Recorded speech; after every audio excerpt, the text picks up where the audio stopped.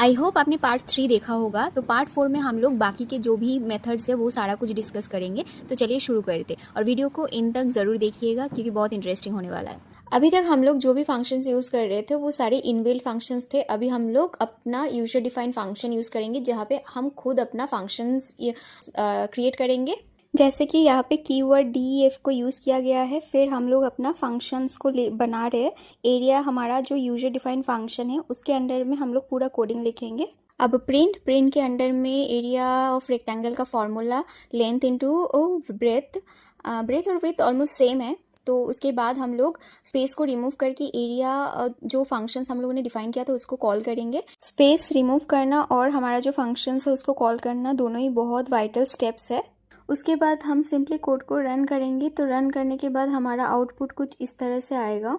As discussed output को हम और बेटर वे से विजुअलाइज कर सकते हैं। उसके लिए हम प्रिंट के अंदर में डायरेक्ट हमारा स्ट्रिंग लिख सकते हैं area of the rectangle is करके। फिर से अगर हम कोड को रन करेंगे तो हमारा आउटपुट कुछ इस तरह से आएगा, area of the rectangle is 18।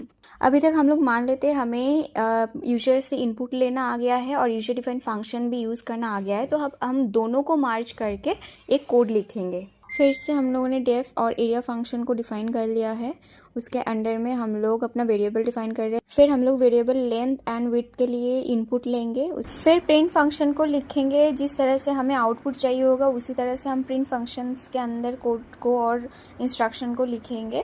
फिर एरिया फंक्शन को कॉल करने के बाद कोड को रन करेंगे। रन करने के बाद ये हमसे इनपुट मांगेगा लेंथ और विड्थ का। फिर लेंथ और विड्थ देके फिर एंटर मारने से हम लोगों का फाइनल आंसर आ जाएगा। The area of the rectangle is 18 square inches. यहाँ पे लेंथ और विड्थ हमारा इंटीजर है या फ्लोट है वो हमने प्रिंट फंक्शंस के अंदर ही डिफाइन किया था। पर अगर हम इसको प्रिंट के अंदर नहीं डिफाइन करना चाहते तो हम डायरेक्टली जहाँ पे वेरिएबल डिफाइन कर रहे हैं इनपुट लेने का वहाँ पे ही हम लोग डायरेक्टली फ्लोट लिख सकते हैं। फ्लोट लिख के फिर विद इन ब्रैकेट हम इनपुट लिख सकते हैं। उससे हम लोगों के पास जो भी इनपुट है वो एज अ नंबर के तौर पर ट्रीट होगा।